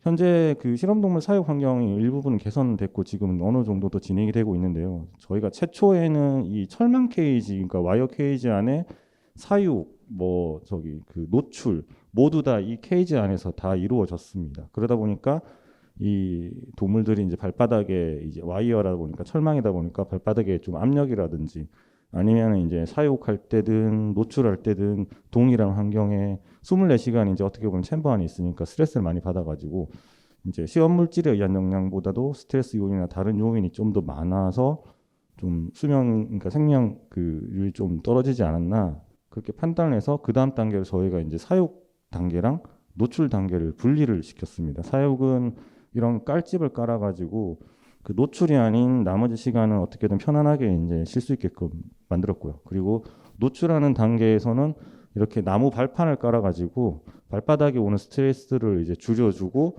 이제 이 나무 발판이 이제 토이 역할로 장난감처럼 이제 갉아먹기도 하고 어떻게든 그런 스트레스를 줄일 수 있는 요인으로 이렇게 저희가 개선을 여기까지는 완료를 한 상태입니다. 그래서 이런 작업을 하고 나서는 사실 생존율이 좀 많이 향상이 되었고요. 이제 단점으로는 아무래도 챔버 안에 들어갔다가 밖으로 다시 나와야 하기 때문에 그 인력에 대한 좀 소요는 좀 발생하고 있습니다. 그리고 이제 저희가 다음으로 지금 추진하고 있는 방향은 이런 그 고리가 깨지거나 아니면 이제 작업자들이 이게 6칸으로 이 고리가 6개가 달려 있거든요. 그거를 일일이 풀었다가 닫았다가 해야 되는데 이 자석 형식으로 해서 딱 붙고 한 번에 딱 빠질 수 있게끔 이런 식으로 지금 개선을 하려고 지금 진행을 하고 있습니다. 이 개선을 한번 진행을 하고 있고 요것도 지금 특허까지 지금 고려를 하고 있는 상황입니다. 그리고 두 번째로 또 생존율을 높이기 위해서 이번에는 이제 동물 종을 바꿔보는 건 어떠냐 그런 아이디어 때문에 결국에는 기존의 F344 레드를 쓰다가 이 NTP 자료에서 위스타 한이라고 이 동물을 이제 많이 썼더라고요. 그러니까 바람성이든 생식 독성이든 위스타 한을 많이 썼는데 기존 F344보다 이제 월등히 좀 수명이 길고 그래서 이제 지금은 현재로는 위스타 한으로 지금 바꿨습니다. 단지인데 이 위스타 한으로 바꾸고 나서 현재 뭐 코로나 문제 때문에 해외에서 지금 수입을 한다든지 수급 문제도 있고요. 그리고 NTP에서는 이미 위스타 한이 이제 저희처럼 바람성만 하는 경우라면 상관이 없는데 이 차세대 생식 독성까지 넘어가는 이 NTP 쪽에서는 이게 이제 F1 세대 그러니까 다음 세대의 새끼들이 이게 이제 임신이라든지 출산율이 좀 생각보다 낮아가지고 위스타 한에서 지금 다시 또 한란 SD라고 그 종을 또 지금 바꾸고 있는 상태입니다. 그래서 저희가 이제 다음에 SD로 가야 하느냐 아니면은 이 위스타 한 이 서브 타입을 그냥 위스타로 그냥 글로벌하게 쓰는 걸 그냥 써야 되느냐 요거를 지금 고민하고 있는 중이고요.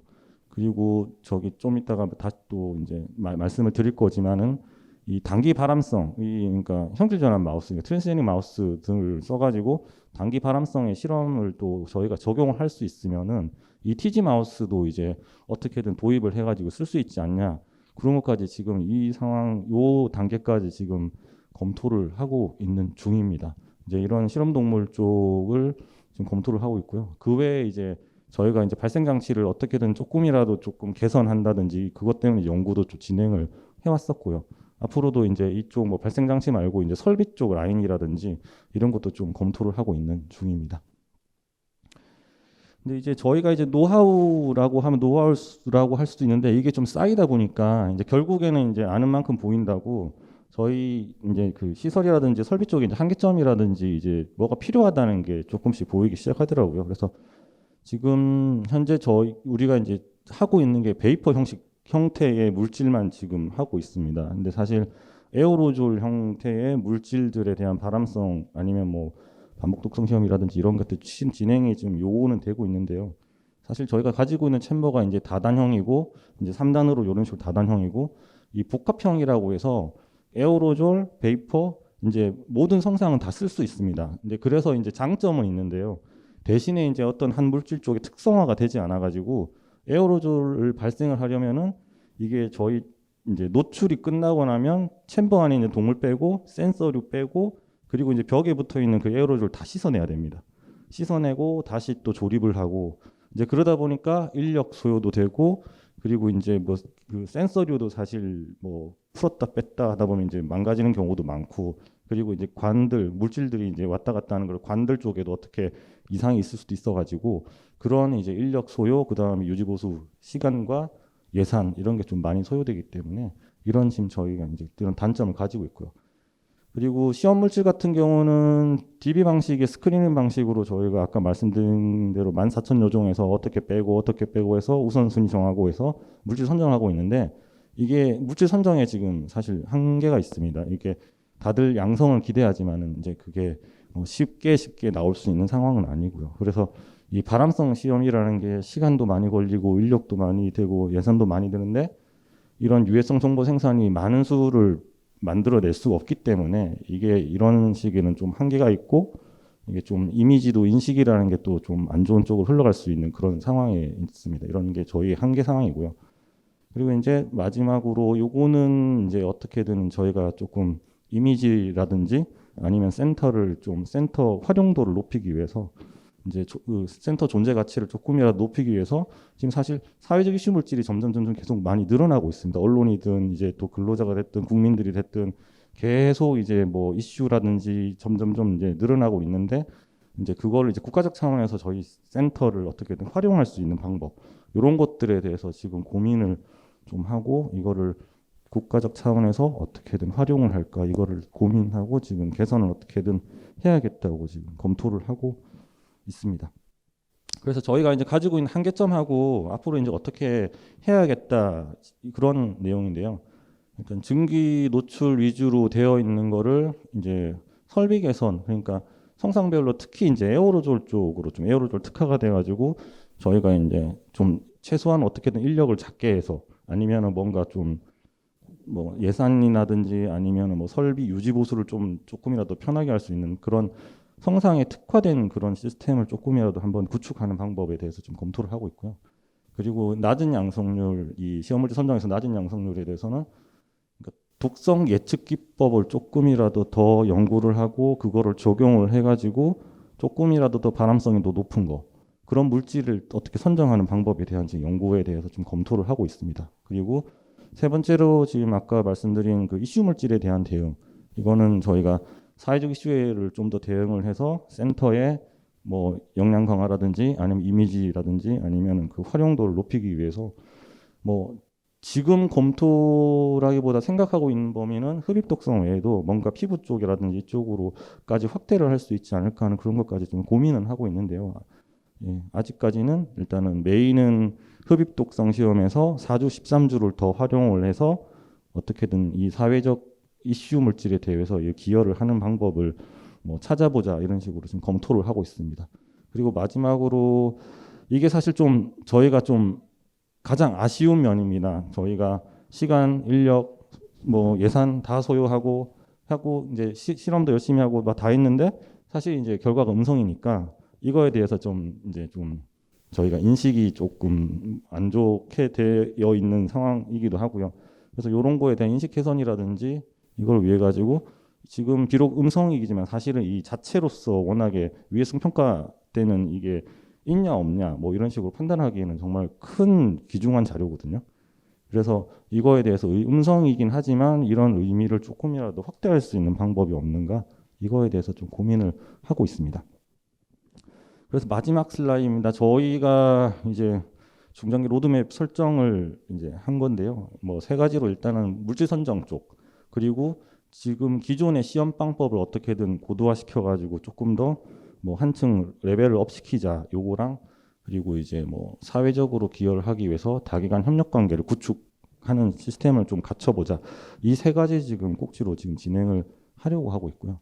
그리고 뭐 첫 번째 물질 선정 쪽은 예측이라든지 스크리닝 쪽으로 저희가 어떻게든 연구를 추진해 가지고 적용을 하게끔 하려고 하고 있습니다. 거기는 이제 큐사 그러니까 구조적 정량 활성 관계 큐사라든지 독성 발현 결혼 AOP라든지 유전자 발현이랑 그 네트워킹이라든지 그리고 이제 스크리닝 메소드로 이제 유전 독성 시험이라든지 이런 방법을 어떻게 활용을 해서 물질 선정에 조금 더 한 번 더 이제 포함이 되게끔 그렇게 하는 생각을 하고 있고요. 그리고 이 독성평가 고도화 연구는 이제 시험법을 조금 고도화하는 방법이라고 생각하시면 되는데요.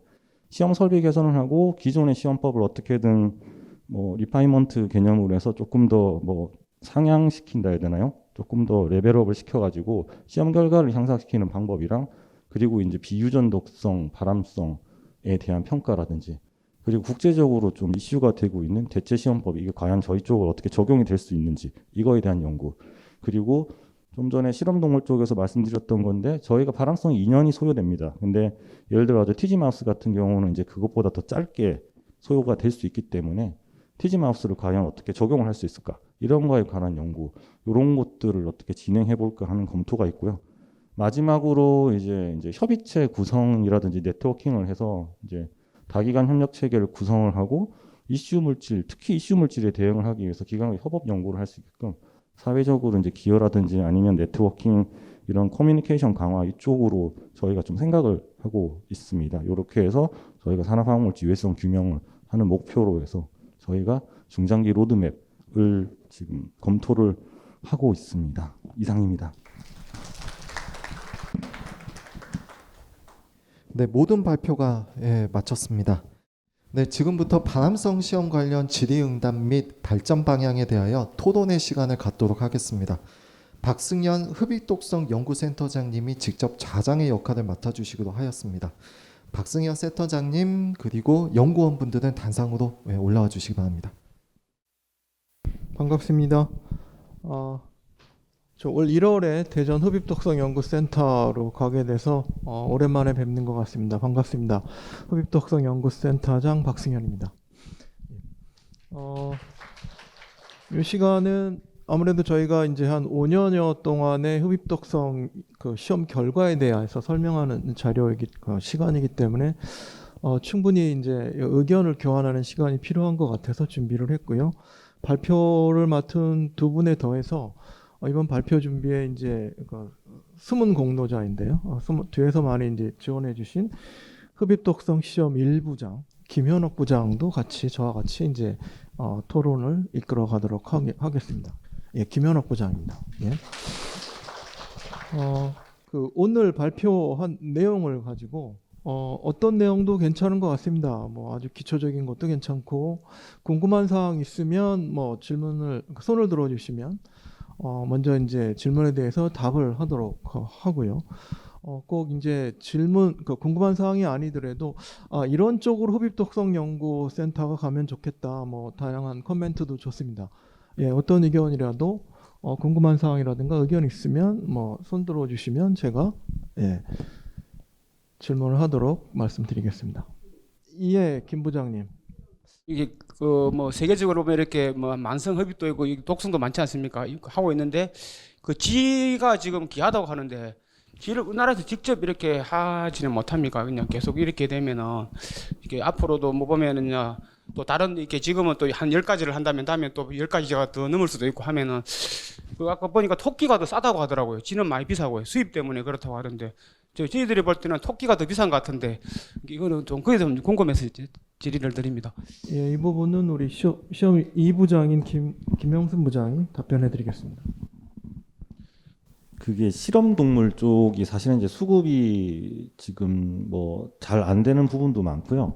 그리고 뭐 래트라든지 비글견이라든지 이런 게 지금 사실 그 뭐 CRO 업종이나 이쪽에서 사실은 지금 뭐 유통 쪽이나 아니면 코로나 사태라든지 이런 것 때문에 좀 뭐라 해야 되나 수급이 좀 어려운 건 사실입니다. 그리고 사실 이제 저희가 쓰는 래트를 이제 뭐 아까 말씀드렸지만 F344 피셔 종이라든지 아니면 뭐 미스타 뭐 이런 종의 그 명칭이라든지 특징이 다 있거든요. 사실 그 이제 뭐라 해야 되나 유전형이라든지 표현형이라든지 아니면 이 지들의 이제 특성 그리고 특히 발암성 같은 경우는 사실은 이제 배경병변이라고 원래 가지고 있는 그런 그 고유의 그 병변이 있습니다. 예를 들어 가지고 아까 저희 피셔 344 그러니까 F344 같은 경우는 이제 수컷의 고환 쪽에 이제 원래 그 가지고 있는 그러니까 나이만 들면은 이제 시험 물질이라든지 다른 영양이 아니라 얘가 가지고 있는 고유의 그런 종이 가지고 있는 그런 바람이라든지 바람 형태가 있기 때문에 사실 이제 병리 쪽 하시는 분들은 그런 저희가 백그라운드를 하거든요. 저희가 이제 의도하지 않게 자연 발생적인 그런 백그라운드가 많이 나오는 동물들은 사실 선호하지가 않고요. 왜냐하면 나중에 결과 해석에서도 좀 어려움이 있으니까. 그래서 종이 지금 바뀌고 지금 뭐 피셔 344 그다음에 지금 위스타 한 이런 종은 사실 국내에서 생산이 거의 안 된다고 보시면 됩니다. 그러니까 생산은 되더라도 저희가 한 400마리 이상이 한 번에 들어와야 되는데 그 동일 롯드로 이제 만들어 가지고 공급할 수 있는 기관이 국내에는 사실 없다고 보시면 되고요. 그래서 저희가 필요하는 동물은 좀 아쉽게도 지금 다 해외에서만 공급할 수 있는 지금 그런 상황입니다. 네. 예, 또 다른 궁금한 사항 있으면 손 들어 주십시오. 예, 이명 부장님. 예, 굉장히 그 어려운 일들을 하고 계신데 저희가 지금 동물을 쓰다 보니까 그 동물 애호단체 이런 쪽에서의 공격이라든가 이런 것들은 또 어떤가 싶습니다. 그래서 아까 말씀하셨듯이 셀 라인 이용해서 한다는 그런 것들도 앞으로 좀 하나의 돌파구가 될 수 있을 텐데요. 지금 그 흡입독성 센터의 시설은 전체가 흡입 자체에 맞춰져 있는데 앞으로 이런 것에 맞추어서 또 발전시킬 그 향이 그 계획이 어떻게 될지 하는 것 하고요. 또 그 흡입 독성이 지금 에어를 그리고 또 아무래도 증기로 만들어야 되는 그런 물질들 중심인데 분진 이런 것들이 뭐 섞여 그런 것들에 대한 것이라든지 또 지금은 사이클로헥사논처럼 단일 물질 이런 것도 하는데 또 복합 이런 것에 대해서도 혹시 필요가 있는지 궁금합니다. 예, 아주 좋은 질문이신데요. 뭐 일단 그 동물 관련된 애로 사항은 사실 많이 있고요. 기본적으로 저희가 에일락이라고 그래서 동물을 그 제대로 잘 관리하고 하는 이런 부분이 있는데 그 부분과 이제 아까 그 발전 방안에서도 저희가 증기에 한정된 부분들을 좀 발전시키겠다라고 좀 말씀드린 게 있는데 이 종합해서 김영선 부장이 세부적으로 답변을 드리도록 하겠습니다. 네, 일단 먼저 말씀하신 그 애호단체 쪽 공격은 저희가 이제 어디 전어를 내더라도 사실 에일락이라는 거는 저희가 동물을 쓸 때 뭐 동물 복지를 고려하냐 아니면 뭐 시험 시설이라든지 뭐 그런 동물에 대해서 어떻게 증상 관찰을 하면서 이거를 이제 뭐 어떤 조치를 잘 취해주고 있냐 그런 모든 제반 사항들을 에일락에서 조금 그런 뭐 규제 아니면 그런 프로그램에 적응하게끔 좀 강하게 좀 제시를 하고 있거든요. 그리고 뭐 미국이라든지 특히 그쪽에는 법적으로 이제 동물 보호라든지 이쪽으로 규제가 돼 있는데 그거랑 약간 다리 역할을 하는 게 사실 에일락입니다. 그런 법상이랑 실질적으로. 그래서 저희가 일단 에일락을 하면서 이런 동물 보호 쪽이나 이쪽으로는 조금 뭐 약간 좀 여유 그러니까 시간적 여유가 조금은 있는 거고요. 그리고 아까 발표 때 말씀드린 대체 시험법이라든지 그쪽으로 지금 적용에 대한 거는 사실 이제 좀 염려스러운 거는 대체 시험법이라는 거는 글로벌하게 지금 트렌드도 맞고 연구가 필요하다는 거는 맞는데 과연 이거 가지고 저희가 이제 바로 사람들한테 평가를 내릴 때는 직접 이게 뭐 바로 접근이 되냐 사실은 보수적으로 저희 같은 경우는 좀 가야 되지 않냐 그런 생각도 하거든요. 그래서 지금 이게 연구라든지 동향 파악이라든지 연구 쪽은 지금 계속 해야 될 필요성이 있고 저희도 좀 계속 생각을 하고 있고요. 그리고 사실 이 대체 시험법 중에 하나가 일례로 급성 독성 같은 경우는 OECD 가이드라인에서 뭐 대체 시험법으로 인정을 받은 게 있습니다. 그게 바로 지금 저희가 그 대체 시험법에 의해서 독성 시험을 지금 하고 있거든요. 급성 독성 같은 경우는 그러니까 기존에 40마리를 썼다면은 이 대체 시험법이 무조건 셀라인으로 바꿔야 된다는 게 아니고요. 동물의 수를 줄일 수 있는 메소드도 대체 시험법으로도 지정을 하기 때문에 뭐 일례로 지금 급성 독성 같은 경우 동물 대체 시험법에 확립이 된 걸 저희가 사용하고 있고 에일락이라든지 이런 식으로 저희가 유지를 하고 있고 그리고 장기적으로는 또 뭐 셀라인이 됐든 아니면 다른 뭐 DB 쪽 뭐 큐사라든지 어째 DB 쪽으로 활용을 하든 그런 쪽으로 지금 어차피 뭐 계속 진행할 계획입니다. 네. 예, 두 번째 질문은 제가 간단히 답변 드릴게요. 저희가 이제 시험 항목이 이제 증기사항 물질이 좀 그쪽으로 좀 제한적인데요.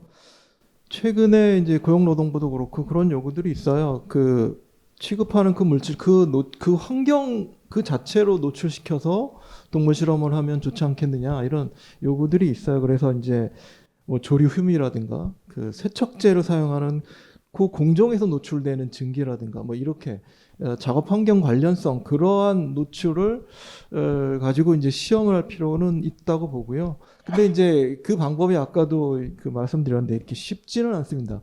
다만 앞으로 저희가 그런 방향으로 연구는 해나갈 필요는 있다고 지금 보고 있고 앞으로 발전 방향의 이제 하나의 큰 축으로 같이 진행해야 될 것 같습니다.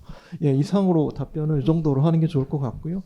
혹시 또 다른 질문 있으시면 예, 그래서 질문이 많지 않을 수도 있다고 생각을 해서 그동안에 제가 이제 그 업무를 보고하거나 이런 과정에서 뭐 임원분들이 이제 얘기하셨던 궁금해하셨던 이런 사항도 좀 있어요. 그래서 나름 이 질문들을 좀 생각을 해봤는데요. 이건 경영이사님이 한번 질문하셨는데 우리는 그렇게 물질을 선정해 왔는데 외국은 어떻게 물질을 선정을 하고 실험을 하느냐? 나름 굉장히 의미 있는 질문이셨던 것 같은데 요거에 대해서 우리 김영순 부장이 간단히 말씀을 해줄 수 있겠습니까? 사실 저기 계속 이야기했던 거랑 조금 중복이 될 수도 있긴 한데요. 이제 문헌이나 이런 걸 찾아보면은 이제 결국에는 이제 예측 프로그램이나 해외 같은 경우도 결국 예측 프로그램이나 이런 쪽으로 이제 뭐 활용을 좀 많이 하고는 있는데 실질적으로는 NTP 같은 경우는 어떻게 보면 이제 근로자라든지 아니면은 뭐 저기 실제 적용을 받는 분들의 의견이라든지 그런 걸 취합을 해가지고 그거로 이제 반영을 해서 실제 뭐 어떻게 보면 필요하다 아니면 이슈가 된다 이거가 메인으로 지금 진행이 되고 있는 걸로 알고 있습니다. 사실상 그래서 이제 저희도 뭐 결국에는 아까 저희도 이제 저희랑 결국엔 프로세스가 이제 뭐 DB라든지 이런 뭐 대체 쪽으로 대체 시험법이라든지 아니면 이런 식으로 기반으로 해서 어떻게든 시험 물질을 잡고 그 외에 이제 진짜 실제 적용 받으시는 분들의 의견이라든지 아니면 이슈라든지 이런 것들이 이제 1순위로 되고 있기 때문에 이제 아마 앞으로도 저희도 아마 그런 식으로 진행을 해야 되지 않을까 하는 그런 생각을 하고 있습니다. 예, 제가 궁금한 거는 사실 시험 결과 그 자체였는데, 좋은 시험을 많이 하셔가지고, 결과를 해석을 하실 때 아까 절차를 보면 QA도 있고, 그래서 굉장히 엄격하게 형식적으로는 관리되는 걸로 표현이 돼 있거든요. 제가 궁금한 건 사실 우리 연구위원 숫자가 뻔하고, 같은 연구를 하고 있고, 이런 상황에서 이제 그 연구 결과에 대한 QA를 구체적으로 어떻게 업무 분장을 해서 냉정하게 평가를 하고 피드백을 줄 수 있냐 이런 게 좀 궁금하긴 했고요. 그래서 그게 가능할까 하는 생각을 일단 하나 했고 그래서 이 경우에는 어떻게 했는지 좀 궁금합니다. 그리고 두 번째는 어쨌건 좋은 그 수년간의 연구 결과를 마치고 SCI 논문들을 뭐 10여 개를 제출하셨는데 결국은 피어 리뷰 저널에 논문을 출판했다는 것은 이 연구가 다양한 결과가 의미 있는 결과가 있었다는 얘기잖아요. 그래서 논문으로 쓴 주요 결과가 주장하실 수 있는 게 몇 개 있다면 이 연구의 성과에 대해서 간단히 소개해 주시면 고맙겠습니다. QA에 대해서는 QA에 대한 답변과 SCI 피어 리뷰는 최근에 서동석 박사가 이제 그 논문을 낸 게 있어서 이제 두 분이 나눠서 답변을 하도록 하겠습니다. QA 파트는 지금 흡입시험 일부에서 담당을 하고 있거든요. 예, 김현옥 부장이 짧게 답변을. 그 QA라고 하는 게 시험 결과에 대해서 이게 잘했다 잘못했다 이런 거를 보는 과정이 아니고요. 시험 계획서에 따라서 맞춰서 그런 시험이 진행됐는지 다시 그 똑같은 실험을 했을 때 재현이 될지 이런 거를 보는 게 QA라고 보시면 됩니다. 그래서 이런 생성된 이런 기초 데이터들이 제대로 결과에 반영됐는지 뭐 그리고 그 혹시 누락된 건 없는지 혹시 실험 절차상에서 이렇게 하기로 했던 거를 혹시 누락된 게 없는지 이런 거를 보는 게 QA 과정이라고 보시면 될 것 같고요. 시험 결과에서 이 발암성이 있다 없다를 판단하는 거는 QA가 하는 게 아니고요. 그거는 이제 병리 책임자와 시험 책임자분들이 하신 거에 대해서 이제 그게 이제 정말 기초 데이터랑 일치하는지 이런 거를 보는 게 QA 과정이라고 보시면 될 것 같습니다. 시험 결과에 대한 디스커션이나 결론에 대해서 보는 게 아니고 네. 결과의 팩트 여부를 네, 네. 이제 검사하는 정도군요. 검증이라기보다. 그러니까는 사실- 감사실 같은 역할이라고 해야 될까요? 네. 예, 이렇게 절차대로 제대로 하는지 그리고 시험 여기 결과 이제 보면 시험 결과의 평가, 고찰 및 결론의 신뢰성 여부라고 돼 있어서 네. 이걸 보려면 상당한 식견과 그 시험에 대한 보는 눈이 있어야 될 것 같아가지고 여쭤봤던 거고요. 예, 무슨 말씀인지는 알겠습니다. 예. GLP에 대해서 이제 김영순 부장이 아까 설명드렸는데 결국 그 각국의 GLP가 OECD에서 그 인정한 가이드라인에 따라서 인정을 해주는 거거든요. 그 각 국가 바디들이. 근데 거기에 핵심 요소들이 이제 퀄리티 어셔런스예요. 그래서 이제 절차대로 제대로 실험했느냐, 그렇다면 그 시험 결과는 인정해주겠다. 이게 이제 맥락이라고 보시면 되겠고요. 그 아까 말씀하셨던 솔직히 저희가 연구원에서 국제 논문들은 사실 가장 많이 생산하는 곳이 이제 흡입독성연구센터인데요. 그 관련해서 이제 몇 가지 사례를 서 박사? 우선 아까 질문하신 거에 대해서 제가 좀 더 추가로 답변 드리겠습니다. 저희 GLP 시스템 원래 자체가 아시다시피 뭐 시간이랑 인력이며 이런 것들이 많이 소모가 될 수밖에 없잖아요. 발암성 물질, 발암성이 없는 걸로 이제 할 수 있는 서포트 할 수 있는 그런 물질로 정확하게 이제 제한할 수 있다는 데 의의가 있다라고 생각을 합니다. 예. 예. 마이크 좀 박정근 의원님. 네. 네, 박정근입니다. 좋은 그 발표, 특히 실험적인 그 내용들에 관한 사항을 접할 수 있어서 흥미로웠고요. 궁금한 사항은 아까 어떤 분이 질문하니까 박승현 소장님이 잠깐 그 농도 수준에 대해서 현실적으로 노출될 수 있는 그 농도 수준 언급하셨지만 실제 이제 제가 궁금했던 부분은 예를 들어서 암환성 시험할 때 농도 그 수준이 보통 한 뭐 4배, 10배, 한 25배 정도 했다고 한 것과 나중에 발암성 할 때 같은 경우도 뭐 20, 그다음에 많게는 한 20, 60, 240 이런 어떤 농도 설정에 관한 어떤 근거가 혹시 어떤 일반 이런 산업위생 실험 쪽 이쪽 실험회 같은 경우는 노출 기준으로 중심을 했는데 이쪽 동물 실험 같은 경우 할 때는 어떤 치사량이라든가 어떤 특정한 근거가 있는지 이제 궁금해서요.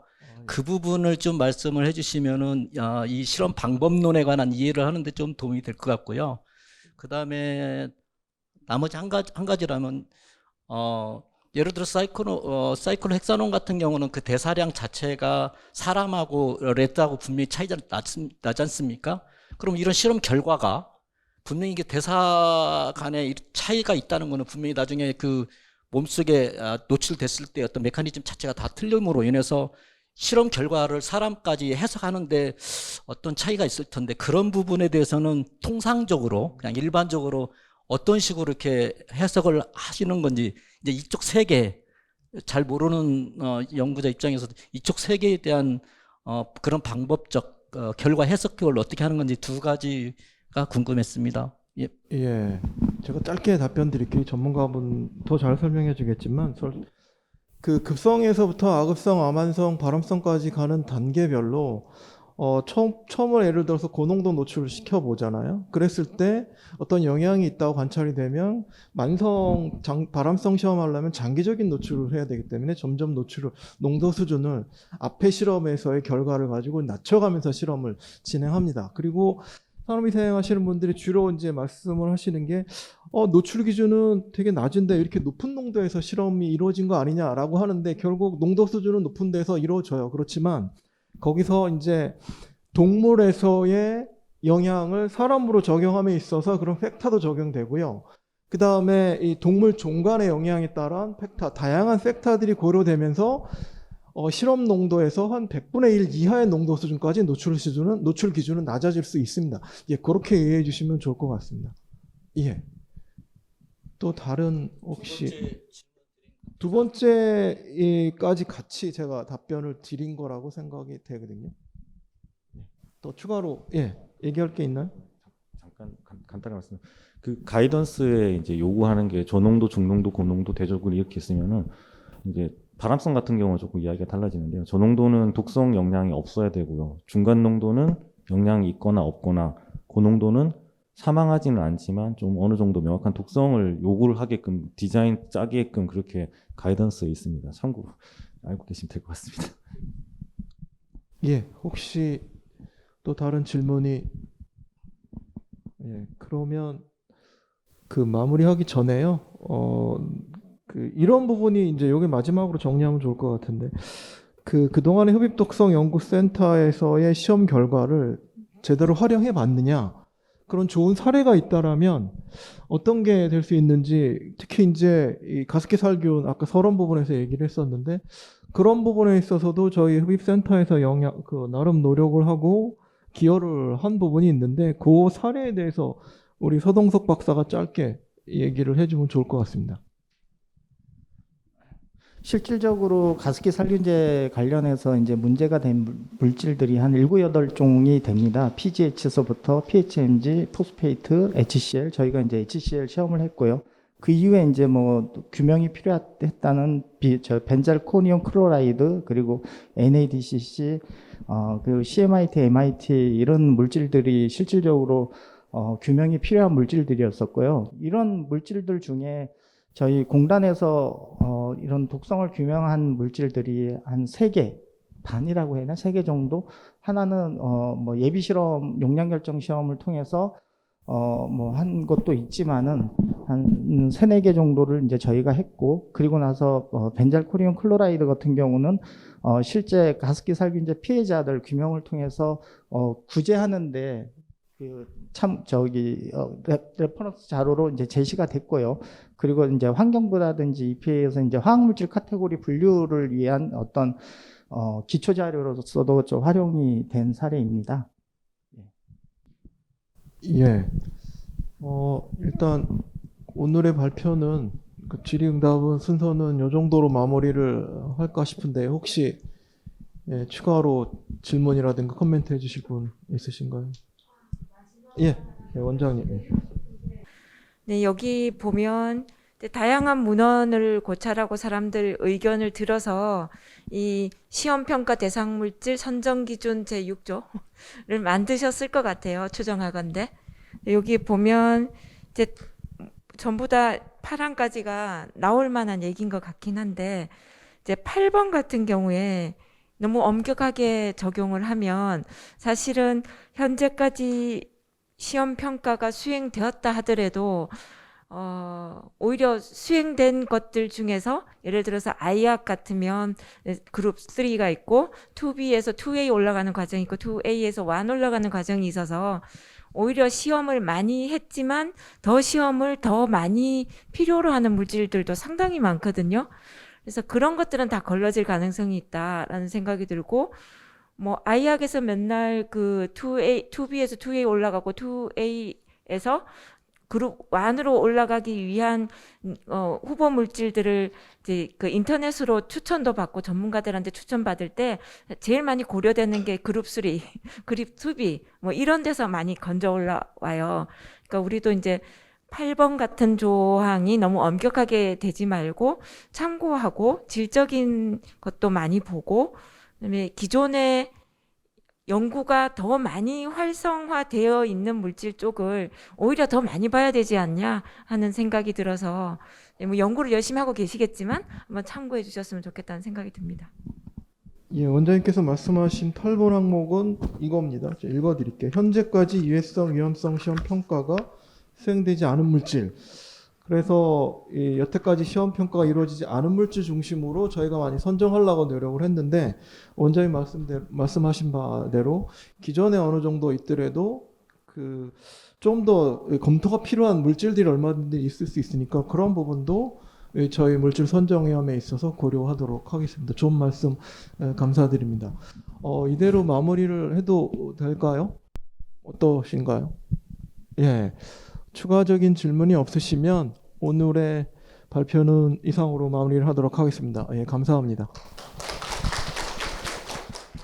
네, 이렇게 질의응답 및 토론의 시간까지 진행하였습니다. 발표와 토론을 열정적으로 진행을 해주신 박승현 센터장님을 비롯한 연구원분들께 감사의 말씀드립니다.